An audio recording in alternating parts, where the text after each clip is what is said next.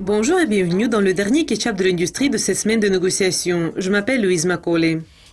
C'est vendredi, les gens finissent leur travail et se préparent pour le week-end, mais s'arrêter tôt peut avoir des conséquences sérieuses, s'élevant à 742 668 livres sterling pour être plus précis.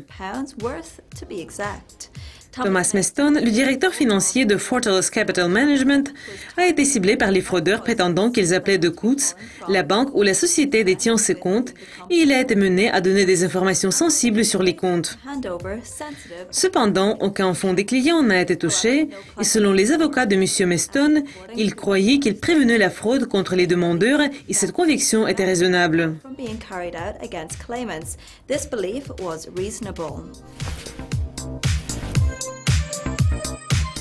Le 9 juillet, l'Autorité des marchés financiers de la France a publié un rapport mettant en évidence les risques associés à l'industrie Forex en raison d'un bond des plaintes de 94% en 2014.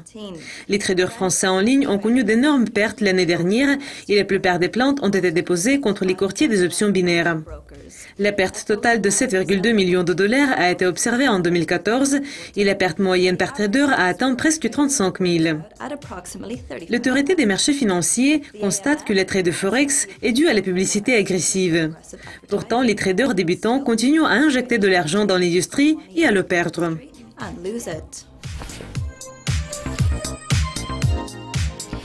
Une grève de 24 heures qui a commencé le 8 juillet a causé des difficultés pour le quartier financier de Londres.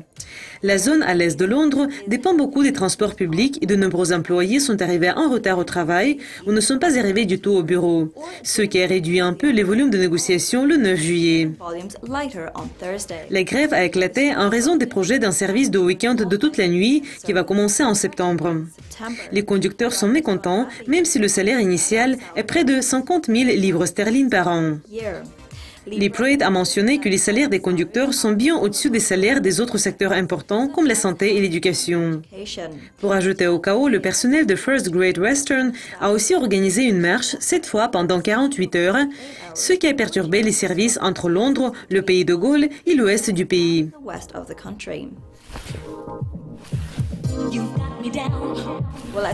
Nous espérons bien que la situation s'est calmée. Restez avec nous pour voir notre prochaine édition, mais pour le moment, au revoir.